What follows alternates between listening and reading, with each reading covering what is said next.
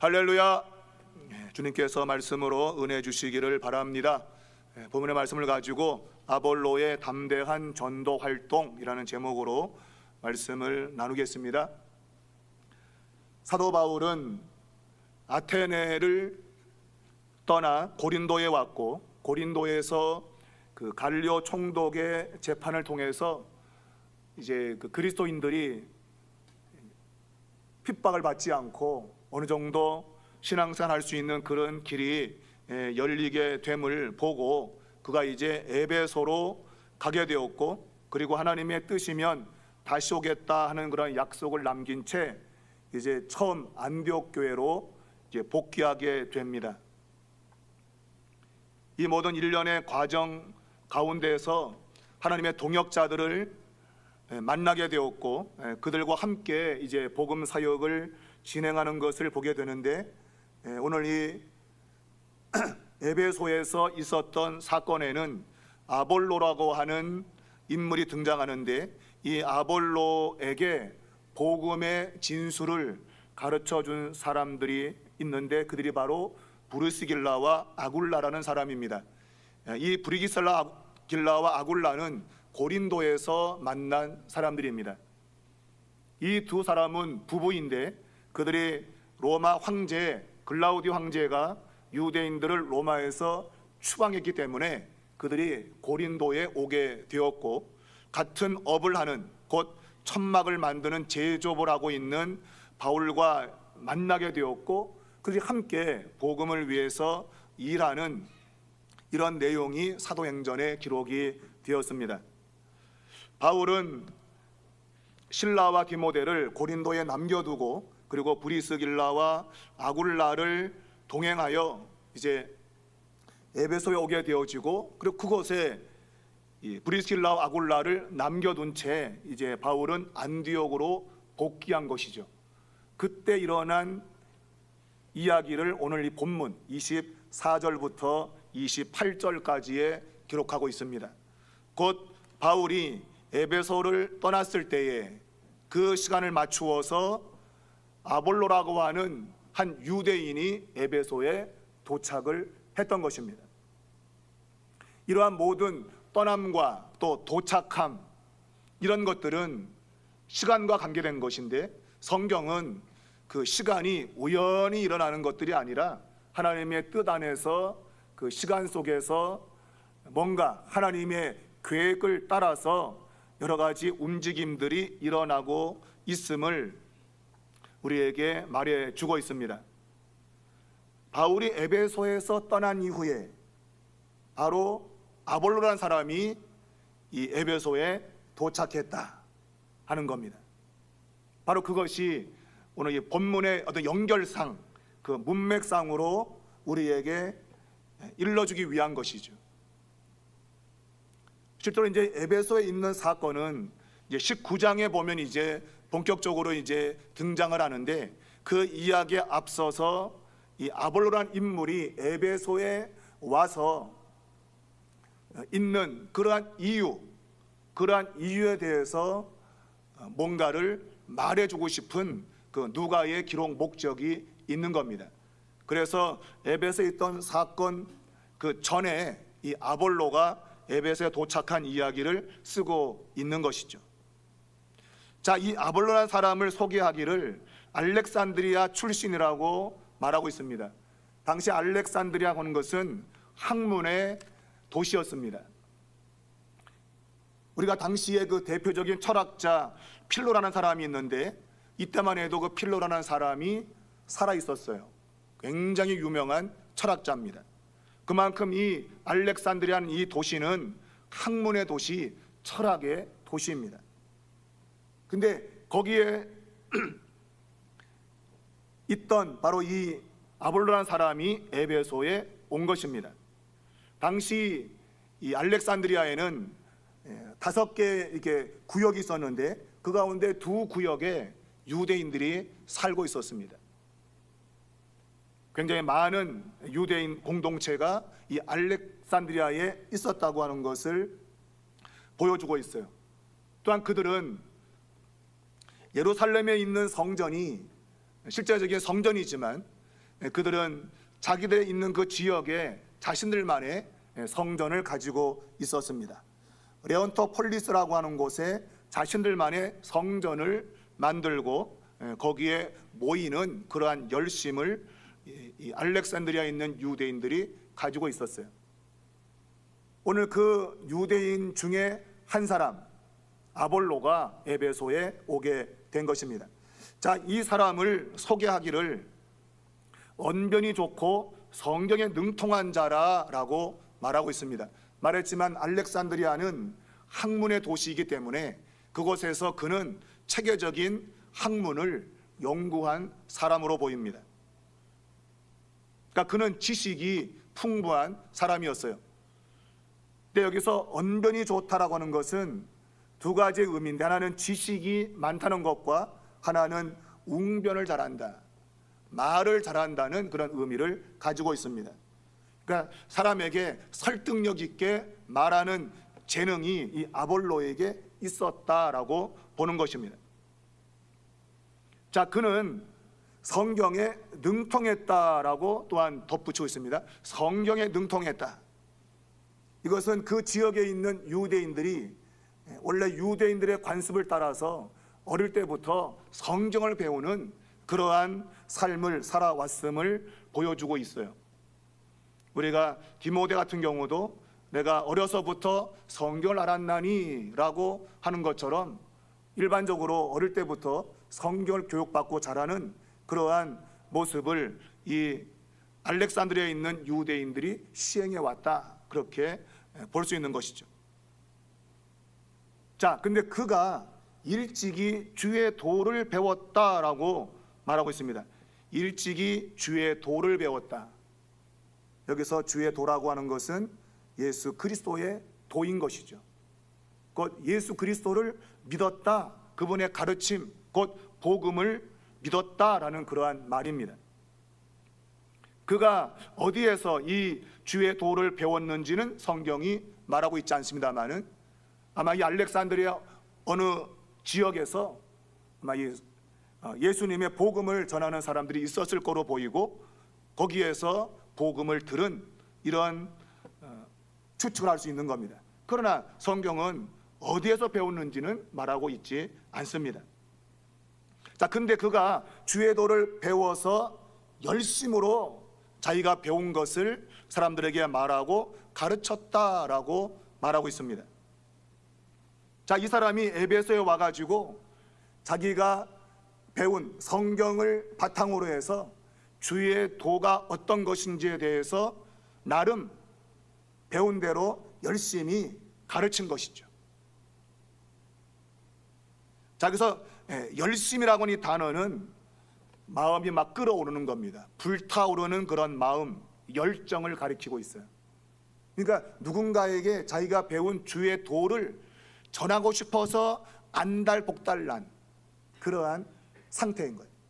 내가 이거 아는 거 누군가에게 전해야 되는데, 그런 마음이 막 끓어오르는 그러한 상태인 것이죠. 우리가 예레미야에서 보게 되면 예레미야가 하나님 말씀을 전했을 때에 유대인들이 핍박을 했어요. 그래서 예레미야가 내가 말씀을 전하지 않아야겠다 라고 마음에 딱 결정을 했는데, 그 안에서 말씀을 전하지 않으면 안 되는 막 불타오르는 그러한 마음이 생겼다고 말하고 있어요. 그러니까 이걸 전하지 않으면 견딜 수 없는 막 마음이 막 그냥 불불 막 끓어올라서, 우리가 물이 끓어오르면 어떻게 되죠? 밖으로 넘치죠, 그죠? 그걸 가두어두면 어떻게 돼요? 폭발하죠. 폭발. 그러니까 그렇게 막 끓어오르는 열정이 이 아볼로라는 사람에 있었던 거예요. 그가 그러한 뜨거운 열정을 가지고 이제 자기가 배운 그 주의 도를 사람들에게 자세하게 말하며 가르쳤다라는 겁니다. 자, 여기서 자세히 가르쳤다는 얘기는 우리가 어떤 열정을 생각하면 이러한 자세히 뭔가를 가르치는 지식적인 것이 부족한 단지 열광주의자, 막 그냥 막 열정만 있는 이런 사람으로 생각할 수 있는데, 근데 아볼로라는 사람은 그런 사람이 아니다. 마음에 열정이 있었는데 열광주의자, 감정에 휩쓰인 사람은 아니고 그것을 자세히 풀어서 사람들에게 말할 정도로 굉장히 이성적이고 냉철한 그러한 사람이었다고 하는 거죠. 교회에서 열심을 내는 사람 가운데에 성경의 지식이 없이 열심한 사람이 있어요. 그런 사람들이 사람을 잡죠. 사람을 잡아요. 하나님의 말씀이 받침이 되지 않고 그저 감정적인 것에 휩쓸려 갖고 막 열심을 내는 사람들이 있는데, 그런 사람들이 교회를 어렵게 만들어요. 힘들게 만들어요. 자기는 그것이 열정이고 뭐 성령 충만, 좋게 말하면 그렇게 생각할지 모르겠지만 그게 열광주의예요. 열광주의. 그게 고린도 교회에서 있었던 모습이에요. 고린도 교회 하나님께서 은사를 주었는데 자기가 받은 은사가 최고인 줄 알고 막 그거 갖고 막 자랑하고 남을 업신여기고 하는 그러한, 뭔가 이 은사를 주신 목적도 모르고 의도도 모르고 열정만 가지고 있었던 고린도 교회가 그렇게 파가 나누어지고 교회가 어려움을 겪었던 거예요. 열정도 중요하지만 오늘 아볼로처럼 자세히 말할 수 있고 가르칠 수 있는 그러한 냉철함이 필요한 겁니다. 그러면서 그 마음에 열정이 있어야 되죠. 빈 수레가 요란하다, 빈 수레가 요란하다, 그러면 안 된다 이거예요. 꽉 차 있지만 그것을 남에게 주기 위한 열정이 가득한 그런 모습이 되어야 되죠. 들은 거 아무것도 없는데 그냥 덜컹덜컹 딸랑딸랑 막 이러고만 있으면 아무런 유익이 없다 그에게. 근데 아볼로는 성경에 해박했고 그것을 자세히 말할 수 있는 그러한 사람이었다라고 말하고 있습니다. 자, 그러한 활동을 회당에서 했던 거예요, 아볼로가. 자, 오늘 성경은 그렇게 말하지만 그에게도 한계가 있었다. 그 한계가 뭔가? 요한의 세례만 알 따름이라 했어요. 이것은 세례의 종류를 말하는 게 아니죠. 요한의 세례, 그러니까 세례는 요한의 세례가 있고 어떤 세례가 있고 또 주님이 주시는 세례가 있고 뭐 성령 세례가 있고 그런 종류를 말하는 게 아니라 요한의 세례라고 하는 것은 요한의 가르침을 이야기하는 거예요. 요한의 가르침밖에 몰랐다는 거예요. 진정한 복음은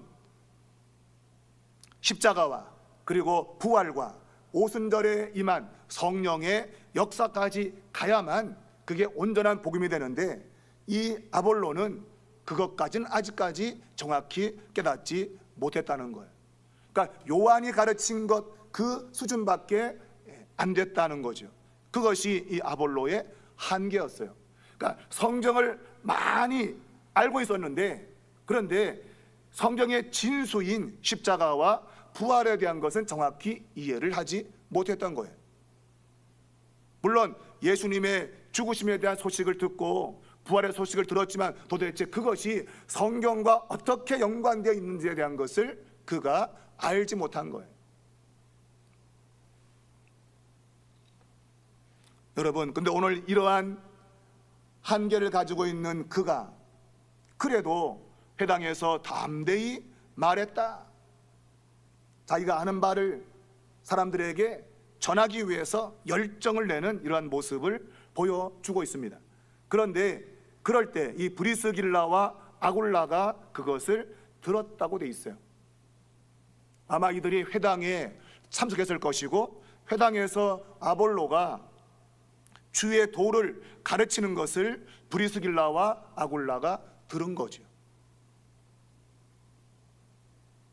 그런데 그 들은 거에 대해서 오늘 이들이 어떻게 반응했는가 봤더니 이 아볼로를 데려다가 하나님의 도를 더 정확하게 풀어 일렀다라고 돼 있어요. 브리스길라와 아굴라가 아볼로의 설교를 들었는데 뭔가 부족한 거예요. 설교는 참 유창하게 웅변적으로 잘하는데 뭔가 2%가 부족한 거예요. 뭐 말은 잘하긴 잘하는데 뭐가 임팩트가 없는 거예요. 말하자면 예수님의 십자가와 부활과 성령의 오심에 대한 그 중요한 부분을 아볼로가 말하고 있지 않은 거죠. 그게 바로 이제 요한의 세례라는 용어의 한계를 이야기하고 있는 거예요. 그래서 그를 데려다가 하나님의 도를 더 정확하게 풀어서 일렀다, 가르쳐 주었다라고 말하고 있습니다. 여러분 한번 생각해 보시기 바랍니다. 아볼로가 누굽니까? 알렉산드리아 최고의 대학을 졸업한 사람입니다. 당대에 학문적으로 한다면 경쟁할 사람이 없는 아주 탁월한 웅변가요, 설교자요, 학문을 가진 사람이에요. 그런데 그런 사람을 천막을 만드는 일개 유대인이, 또 그를 보필하는 한 여자가 데려다가 가르친다? 이게 상상이 됩니까, 여러분? 곧 서울대생이나 하버드 출신 아주 세상 학문적으로 탁월한 사람을 데려다가 내가 널 가르칠 게 있어. 시골에서 초등학교 못 나온 사람이 이리 와, 내가 너한테 가르칠 게 있어. 그런다면 이 서울대 출신인 하버드 다니는 사람이 그걸 들으려고 오겠는가 하는 거죠. 여러분 같으면 듣겠습니까? 세상 기준으로 볼 때 학문도 나보다 훨씬 떨어지는 사람에게서 내가 뭘 배울 게 있겠는가, 그런 생각을 가질 법한 것이죠. 그런데 브리스길라와 아굴라는 담대하게도 이 아볼로를 데려가는 거예요. 야, 너 뭔가 부족해. 그 부족한 것 배워야 돼. 그리고 데려가고 있고, 아볼로도 부족한 게 있어? 이러고 따라가고 있다 이거는. 이게 일반 세상적인 눈으로 보면 불가능한 상황입니다. 세상에는 이러한 상황이 벌어질 수가 없어요. 그런데 이 복음이라고 하는 이 테두리 안에 들어오게 되면 이게 가능해지는 거예요. 주의 도가 무엇인가를 완전히 알진 못하지만 주의 도에 대해서 뭔가 배운 사람의 그 마음의 상태를 우리가 볼 수 있는 거죠. 브리스길라와 아굴라는 바울과 만나면서 그들에게 복음에 대한 핵심이 들어있었어요. 그들은 복음이 뭔가를 알고 있었고, 그러한 상태에서 아볼로의 설교를 들었는데 정말 웅변적이고 설교적이고 참 잘하는데 뭔가가 부족하다. 그래서 그를 데려가서 그에게 이 복음의 진수를 가르쳐주고 있다. 그러한 용기는 도대체 어디에서 오는 걸까? 어디에서 오는가? 또 이러한 겸손, 아볼로의 겸손은 또 어디에서 오는가? 우리는 조금 그 배운 거 갖고 그냥 가방끈이 기네 짧으네 하면서 그냥 못 배운 사람 무시하려고 그러고, 그게 일상의 모습 아닙니까? 가진 거 없고 배운 거 없으면 무시당하고, 그래서 억울하면 출세하라 그러고, 그 뭔가 구별되어진 그러한 세상의 범주 안에 살아가는 그러한 우리들이 그런 구별이 없이 많이 배운 자, 많이 가진 자, 그런 구별이 없이 거의 동등한 그러한 상황에서, 아니 어찌 보면 아래에 있는 사람이 위에 있는 사람을 가르쳐주고 뭔가를 보태줄 수 있는 그런 일이 오늘 이 모습에서 일어나고 있는 거예요. 이게 사도행전에서 가장 중요한 장면이에요, 여러분. 다른 모든 사도행전의 이야기도 귀하지만 요 아볼로가 브리스길라와 아굴라 이 부부를 만나서 말씀을 서로 가르치고 배우는 이 장면이 사도행전 가운데 가장 이상적이고 아름다운 장면이에요. 이런 일은 세상에 존재하지 않아요. 세상에 이런 것을 볼 수가 없어요. 지금도 학교에서 아이들조차도 어디 살아? 아파트 살아? 몇 평이야? 이것 가지고 구분을 짓고 있다, 애들도. 그러니까 나와 뭐가 차이가 나면 상대 안 한다, 상대를. 그게 여러분 세상입니다. 그래서 끼리끼리 많이 배운 사람은 많이 배운 사람끼리 결혼하고 그렇게 살아요. 옛날에 바보 온달이나 평강공주를 만나지, 그런 건 얘기 속에 있는 것이지 실제로는 그런 일은 존재하지 않는다. 그런데 오늘 이 장면은 세상적으로 볼 때 가장 뛰어난 학문을 가지고 있는 사람이 많이 배우지 못하고 천막을 만드는 기술자에게서 뭔가를 배우고 있다고 하는 것, 이것은 주님의 도라고 하는 그 범주 내에서만 가능한 거예요. 바울은 그래서 그가 이러한 그리스도를 아는 지식이 세상의 어떤 지식보다도 고상하다, 가장 고귀한 지식이라고 말하고 있는 거예요. 여러분이 세상적으로 좀 못 배울 수 있어요. 특별히 우리 어르신들은 옛날에 배울 기회도 없었어요. 더군다나 여자들은 안 가르쳤어. 저희 집만 해도 저희 큰 누나가 공부를 잘했는데 딸이라고 안 가르쳐요. 지금 저는 장남이라고 가르치더라고. 훨씬 공부 못하는데도. 그런 법이 없어 세상에. 공부 잘하는 사람을 가르쳐야지. 전교에서 1등 하는데 우리 큰 누나는 성함여고 다닐 때 1등 했어요, 전교에서. 그래 딸이라고 안 가르쳐. 또 우리 큰 누나가 집이 어려웠기 때문에 대학 가지 않고 돈 벌러 직장 생활을 했어요. 그 나중에 혼자 내가 공부해야 된다고 일본 유학 혼자 갔어요. 거기서 정말 외국 사람으로 따기 어려운 그 외국인 교사 자격증까지 땄어요. 일본어를 아주 유창히 잘했어요. 지금 이제 안 써먹어가지고 다 못하고 있지만, 그게 여러분 사회적인 통념이었어요. 그저 여자들은 무시당하고 없으면 깔보고 그런 것이 사회 통념이에요. 그런데 오늘 이 장면은 전혀 그런 것이 없다. 하버드를 나와도 시골 초등학교 나온 사람에게 지금 배우고 있는 이런 모습인 겁니다. 그게 주님의 도라고 하는 그 범주 내에서만 가능한 거예요. 그게 하나님의 나라 안에서만 가능한 거예요. 여러분, 세상의 회장도 교회 오면 주차 관리위원이 되는 겁니다. 세상에서는 자기가 회장이고 어깨를 쫙 펴고 살지만 교회 와서는 화장실을 청소하는 것이 하나님의 나라의 성질인 것이죠. 교회 와가지고 내가 회장이다. 아니, 회사에서는 회장이지 교회에서 회장입니까? 아니라 이거예요. 아니라. 오늘 이 두 부부도 대단하지만 그것을 받아들이고 있는 아볼로 또한 옛말에 이르기를 그래도 벼는 익으면 익을수록 고개를 숙인다고 하는, 정말 진실로 학문을 많이 배운 사람은 겸손한 것이죠. 겸손하게 받아들일 줄 아는 그러한 모습이 여기에서 나타나고 있는 겁니다. 자, 오늘 이 브리스길라와 아굴라 가운데 특별히 브리스길라의 그 아내 이름이 먼저 나오고 있습니다. 아마 이것은 이 브리스길라가 자기 남편 아굴로보다도 복음에 대한 뜨거운 열정이 있었음을 암시하고 있어요. 그러니까 부인이 남편보다 훨씬 더 복음에 대한 열정을 가지고 있는 거예요. 그렇다고 해가지고 이 부인이 자기를 막 드러내거나 그러진 않아요. 늘 남편을 보조하는 그러한 위치에서 있는 것이죠. 우리가 사도행전 5장을 보면 한 부부가 나오잖아요. 아나니아와 삽비라라고 하는 부부가 나오는데 거기에 나오는 이 삽비라라는 이 예편네는 남편을 죽음으로 내모는 그러한 부인이었어요. 남편이 헌금을 다 내자 했다가 좀 감추자. 그러니까 그렇지 여보. 맞장구를 쳐가지고 남편 죽고 자기 죽어.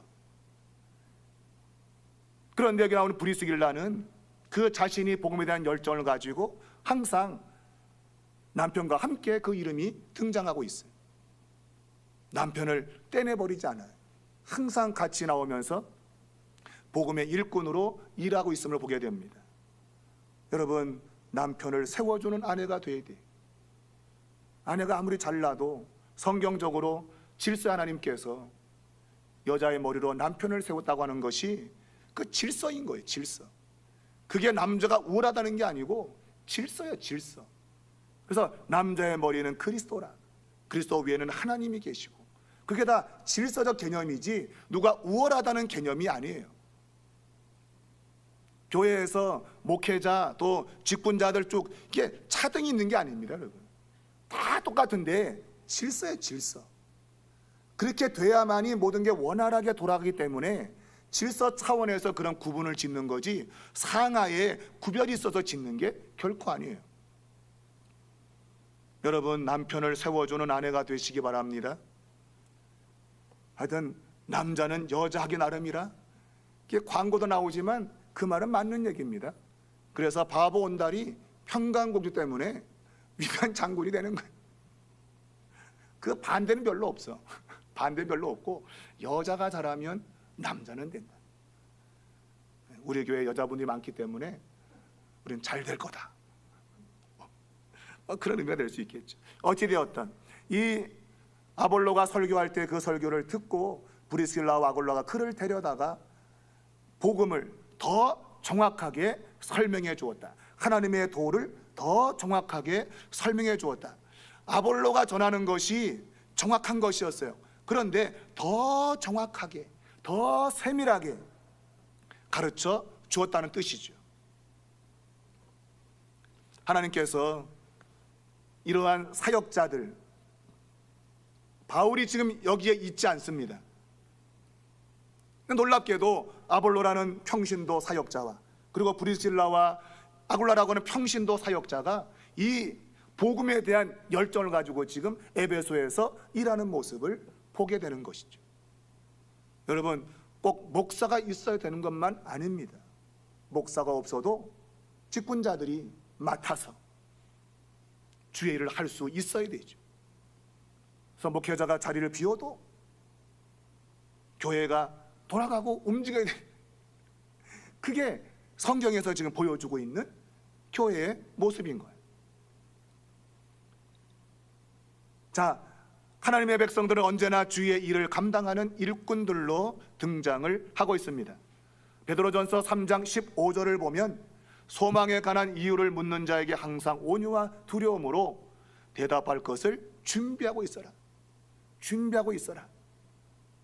아볼로가 이 브리스길라와 아굴라로부터 말씀을 들을 때 질문이 있겠죠, 그죠? 그러면 질문할 거 아닙니까? 왜 그런 건가? 물을 거 아니에요. 왜냐하면 아볼로는 그런 문답에 능하거든요. 당시 유대인 교육이 그런 거예요.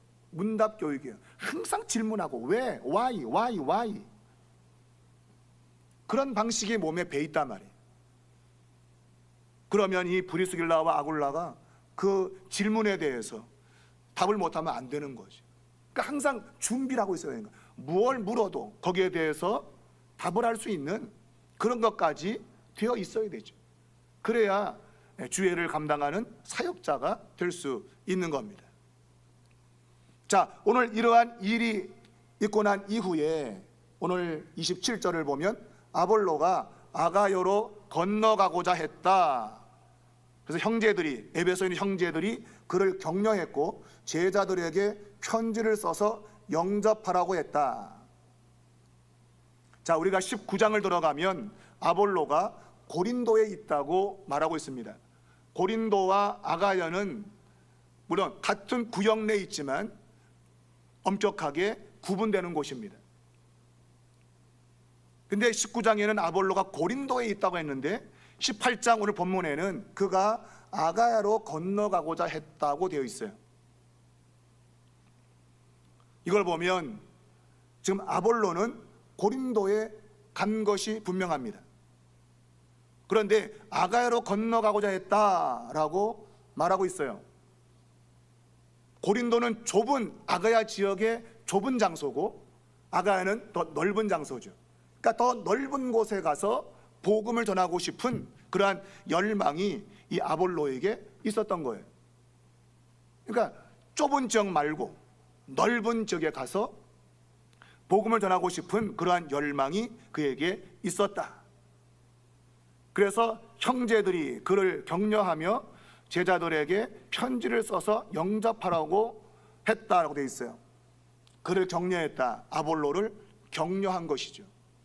그는 진정히 이제 복음의 진수를 알았고 이제는 진정한 설교자가 된 거예요. 그래서 새로운 설교를 하게 된 그를 격려하는 것이죠. 그리고 제자들에게 편지를 써서 영접하라고 했다. 그리고 그가 갔다고 되어 있고 아마 이것은 아가야로 갔겠죠. 근데 아가야 갔다가 아마 그는 고린도로 간 것이 분명합니다.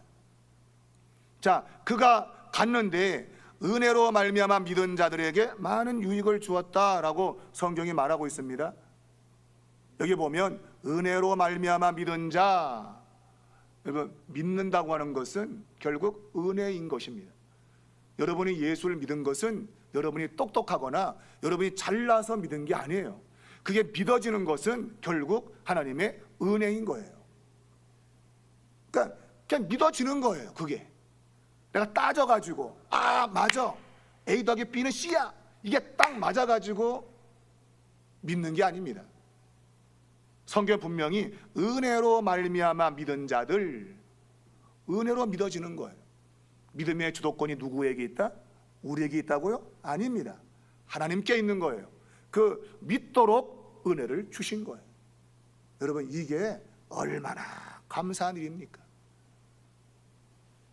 사도행전 9장에서 바울이 기독교인들을 잡아오기 위해서 다메섹 도상으로 갈 때 부활의 주님이 나타난 것은 바울이 나타나 주세요 해서 나타난 게 아닙니다. 나타나 주면 내가 한번 믿을게요 해서 된 게 아닙니다. 그냥 주님이 그에게 나타나신 거예요. 그래서 바울이 예수님을 믿게 된 거예요. 그게 하나님의 은혜인 거예요. 여러분이 지금 예수 믿는 것은 전적인 하나님의 은혜다. 그리고 내가 지금까지 믿음을 지킬 수 있는 것 또한 은혜인 것입니다. 그러니까 은혜로 말미암아 믿은 자들, 이 말은 계속 믿어왔다고 하는 의미도 포함되어 있어요. 내가 신앙을 잃지 않고 계속 믿음을 지킬 수 있었던 건 역시 은혜예요. 잃어버릴 수 있는 환경과 여건이 많았는데 그래도 믿음을 저버리지 않도록 하나님께서 내게 은혜를 주신 거예요. 그게 여러분 깨달아지는 사람들만이 하나님 앞에 신앙으로 사는 거예요. 나의 지혜와 지식을 의지하지 않고 하나님의 은혜에 의지해서 살아간다 말입니다. 자, 오늘 이 말씀을 보면 마지막으로 믿은 자들에게 많은 유익을 주었는데 이는 성경으로 예수는 그리스도라고 증언하여 공중 앞에서 힘있게 유대인의 말을 이겼다라고 되어 있습니다. 자, 여기 보게 되면 이 아볼로가 아가야로 건너가고자 했는데 오늘 형제들이 그를 격려하고 편지를 써보냈다고 되어 있어요. 왜 갑자기 아가야로 아볼로가 가기를 원했을까? 갑자기 왜 아가야로 가기를 원했는가? 여러분, 고린도 지역은 그가 활동할 수 있는 고린도 지역은 실제로 회당에서 복음을 전하기가 어렵게 됐어요. 우리가 지금 살펴봤잖아, 그죠? 회당장이었던 그리스도가 예수를 믿게 되고, 그리고 회당장 소스데네가 매를 맞고, 그러니까 이 그리스도인들이 회당에서 뭘 할 수 있는 여건이 되지 않는 거예요. 그러니까 고린도에 가서는 회당에서 말씀을 전할 수 있는 상황이 그 당시는 아니었던 거예요. 그래서 아가야로 갈 수밖에 없었다. 그 아가야는 아직까지도 회당이 있었고 거기에서 유대인들에게 이 복음을 전할 수 있는 길이 있었다고 볼 수 있는 거죠. 한 가지 더, 이 아볼로가 아가야로 가고자 했던 그 이유에 대해서 다른 그 사본에 보게 되면 설명이 붙여 있는 사본이 있는데 거기 보면 이 에베소에 고린도 교인들이 와 있었어요. 근데 고린도 교인들이 이 아볼로의 그 뛰어난 웅변과 설교를 듣고 그를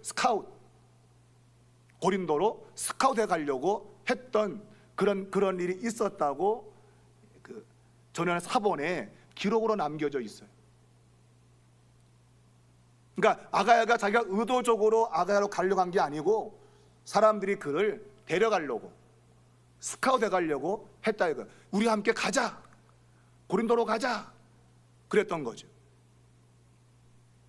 그래서 말했지만 고린도인은 회당에서 복음을 전할 수 없고 그래서 아가야로 방향을 틀었다 이렇게 해석하기도 합니다.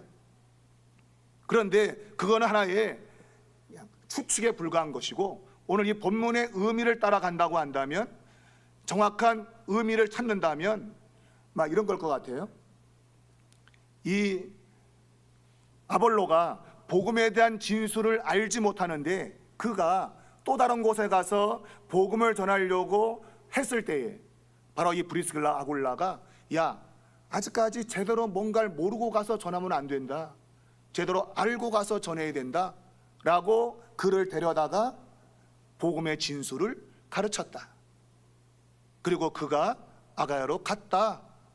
이 상황이 더 설득력이 있다고 많은 학자들이 지금 보고 있습니다. 곧 우리가 열정도 좋지만 복음이 뭔가를 제대로 알고 가야 된다고 하는 그러한 중요성을 말하고 있다. 그래서 성경으로서 예수는 그리스도라고 증언했다. 그가 바르게 복음에 대해서 성경을 가지고 입증을 하는 이러한 힘 있는 그런 사역을 통해서 유대인들의 말을 이겼다라고 성경이 말하고 있는 것이죠. 그러니까 이 복음에 대한 정확한 그런 진술을 알아야 되는 거죠. 이걸 모르고서는 오늘 아볼로처럼 유대인들의 말을 이길 수가 없다. 이단들이 막 설치는데 여러분이 이단과 맞서 가지고 그 이단들을 누를 만한 지식이 있는가? 아유, 나는 말빨 딸려. 그리고 도망가기 바쁘죠. 누가 오면 그냥 피하려고 그러고. 그럴 수 없는 거죠. 복음의 진술을 내가 바르게 갖고 있고 언제든지 내가 믿고 있는 바를 전할 수 있는 그러한 모습이 필요한 거예요. 바로 아볼로가 그렇게 복음의 진술을 깨닫고 담대하게 공중 앞에서 힘있게 유대인의 말을 이겼다. 복음의 진술은 이와 같이 능력이 있는 거예요. 그러니 여러분, 하나님의 말씀을 제대로 집중해 들어야 돼요. 그래서 그 말의 의미가 뭔가를 제대로 알고 우리가 그것을 무장을 해가지고 이 지금 혼탁한 이런 시대에 이단들과 분별하며 싸워야 되죠. 싸워내서 이겨야 되죠. 거기 끌려가면 안 되고 내가 믿는 진리를 바르게 전할 수 있는 그런 능력 있는 그리스도인들이 돼야 되는 거죠. 여러분, 이 고린도인들이 제가 서두에 말했지만 고린도에 지금 누가 남아 있습니까? 실라와 디모데가 남아 있잖아요. 그런데 이 사람들이 에베소에 보니까 아볼로라고는 언변이 유창한 사람이 아주 훌륭한 설교자가 있는 걸. 그래서 야, 스카우트 해가자. 자기들에게 지금 남아가지고 고린도에서 지금 자신들에게 말씀을 전하고 있는 실라와 디모데를 팽개쳐버리고 좀 더 나은 설교자를 스카우트하려고 하는 이런 모습들. 이 고린도 사람들이 나쁜 사람들이에요. 고린도 사람들 나빠요. 이 나쁜 사람들이에요. 그리고 브리스길라와 아굴라가 얼마나 그 고린도에서 바울과 함께 헌신을 일했습니까? 근데 에베소에서 지금 브리스길라와 아굴라도 있는데 우리와 같이 갑시다 해야 될지 그 사람한테. 근데 처음 보는 매력적이고 말 잘하고 웅변 가고 이런 사람에게 푹 빠져가지고 야, 이 사람 스카우트 해가자. 이것 때문에 나중에 고린도 교회가 아볼로파가 생긴 거예요. 여러분, 사람의 외모를 보고 쫓아가는 그러한 철딱서니 없는 거 하면 안 됩니다. 자기들에게 헌신적으로 복음을 전해준 실라와 디모데를 뒤로 하고 또 브리스길라 아굴라 그렇게 자신들에게 복음을 전하기 위해서 애썼던 사람들을 외면하고 조금 더 좋아 보인다고 야, 이 사람은 되겠다 하고 그냥 스카우트 가려고 한다고 한다면 여러분, 그런 교회에 분쟁이 생긴다. 분쟁이 생긴다. 아볼로파가 생기고 게바파가 생기고 그리고 그리스도파가 생기는 거다. 하나님의 은혜에 늘 감사하고 우리에게 헌신했던 사람들 외면치 말고. 여러분, 그게 여러분 얼마나 아름답겠습니까? 근데 그런 걸 다 던져버리고 당장 눈에 보기에 좋은 거, 야, 이 사람이야, 데리고 가자 해가지고 교회에 분란을 일으키고. 여러분, 그런 모습이 있으면 안 됩니다. 조금 좀 부족한 것이 있어도 진심을 다해서 대하는 사람을 소중히 여기고 그래야지 여러분. 그게 우리 믿는 사람들의 모습이지 그저 세상 구도처럼 그냥 안 되면 갖다 버려버리고 좋으면 데리고 올라 그러고 그러면 안 된다.